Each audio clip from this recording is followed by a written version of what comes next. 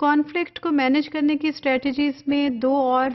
Types पे की categorisation literature में की गई है, जिसको कि एक को हम फंक्शनल कॉन्फ्लिक्ट के नाम से जानते हैं, दूसरे को हम डिसफंक्शनल कॉन्फ्लिक्ट के नाम से जानते हैं। इन टाइप्स की कैटेगराइजेशन का मकसद ये था कि इसमें से एक का ताल्लुक है उस वर्किंग सिनेरियो से जिसमें कि डायरेक्टली आपके प्रोसीजरल एस्पेक्ट ऑर्गेनाइजेशन के इफेक्ट हो सकते हैं, जिसके के प्रोसीजरल एस्पेक्ट की वजह से सर्टन कॉन्फ्लिक्ट्स एग्जिस्ट कर रही हैं, जिसमें कि रिकग्निशन लोगों को नहीं मिल रही है, या उनकी सेल्फ एस्टीम हर्ट हुई है, या उनको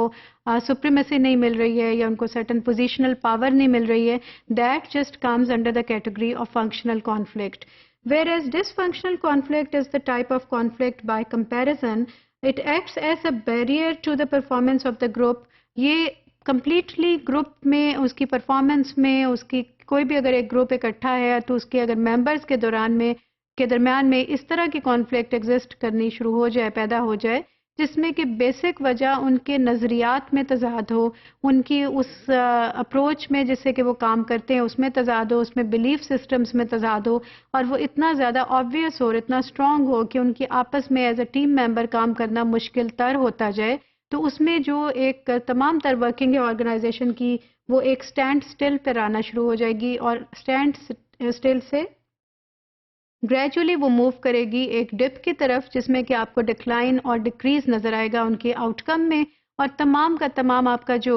फोकस है वो उसकी प्रोडक्टिविटी से वो कहीं गुम होकर वो महज एक टाइम पास वाली कैफियत हो जाएगी, और एक इस तरह की जिसमें कि ऑर्गेनाइजेशन इवेंचुअली लॉसेस में जाने लगेगी। सो इस तरह की कैफियत को और इस तरह की कॉन्फ्लिक्ट को हम डिसफंक्शनल कॉन्फ्लिक्ट कहते हैं। In this kind of conflict situation people में प्रमोट देयर सेल्फ इंटरेस्ट। ये कैसे लेवल पे लोग आ जाते हैं, ये इतनी डीप रूटेड होती है ये, और एक प्रोलॉन्ग्ड ये चल रही है क्योंकि इसका ताल्लुक इमोशन से, साइकोलॉजिकल उनके एस्पेक्ट से, इंटरपर्सनल स्किल्स से है, कि ग्रेजुअली ये डेवलप होते होते होते इतनी डीप रूटेड हो जाती है कि जिससे कि लोगों के नज़दीक ऑर्गेनाइजेशनल इंटरेस्ट एक तरफ कहीं चला जाता है, उनकी बजाय उनके नज़दीक उनके सामने सिर्फ उनके पर्सनल इंटरेस्ट्स और पर्सनल गेन्स ही सबसे ज़्यादा अहमियत हासिल करते चले जाते हैं, और वो इस चीज़ पे बिल्कुल फोकस नहीं रखते कि अगर किसी ख़ास एक्शन की वजह से किसी और दूसरे इंसान को कोई नुकसान पहुंच रहा है या ऑर्गेनाइजेशंस को नुकसान पहुंच रहा है, तो they are not bothered about this kind of outcome. So this is a dangerous kind of conflict and the situation.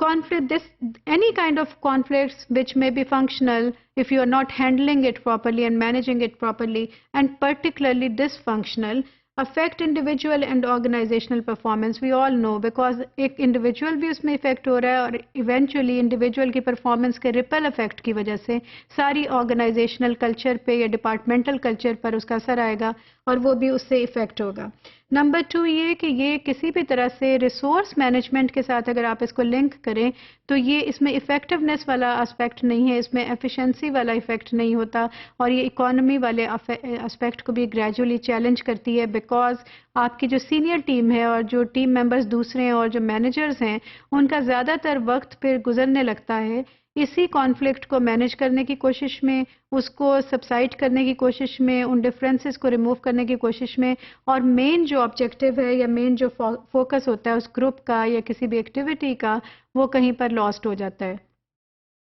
So conflicts affect individual and organisational performance. Resolving conflicts consumes a considerable amount of management time and energy, which could be spent more productively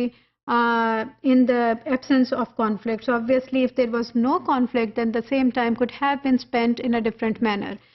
If you want to understand and differentiate between the functional and dysfunctional conflict, कि किस तरह के scenario में कौन सी functional है जो कि direct procedural part के साथ है, किसी टास्क के साथ लिंक्ड है, कौन सी है जो इमोशनल और साइकोलॉजिकल के साथ है, इन दोनों की स्ट्रैटेजीज डिफरेंट कौन सी हो सकती हैं, तो आप इसको बहुत इजीली कर सकते हैं। फॉर एग्जांपल, अगर कोई टास्क कॉन्फ्लिक्ट है which relates to the content and the goals of the work itself, directly goals and the procedure and the content of the work, then it would be functional. So आप लोगों के दरमियान interest level ज़्यादा बढ़ाइए, उस काम के मुतल्लिक communication skill ज़्यादा बेहतर होंगी, तो इट मे बी और प्रोसीजरल पार्ट्स जो हैं वो क्लैरिटी के साथ होंगे, इंफॉर्मेशन का flow chart, line of communication, line of command, जो हायरार्की है, एसओपीज हैं, स्टैंडर्ड ऑपरेशनल प्रोसीजर्स, अगर वो क्लैरिटी के साथ हों तो टास्क कॉन्फ्लिक्ट को मिनिमाइज किया जा सकता है या उसको जिस डायरेक्शन में आपने यूज़ करना आप कर सकते हैं। रिलेशनशिप कॉन्फ्लिक्ट इस तरह की कॉन्फ्लिक्ट है जिसका फोकस होता है इंटरपर्सनल रिलेशनशिप्स पे,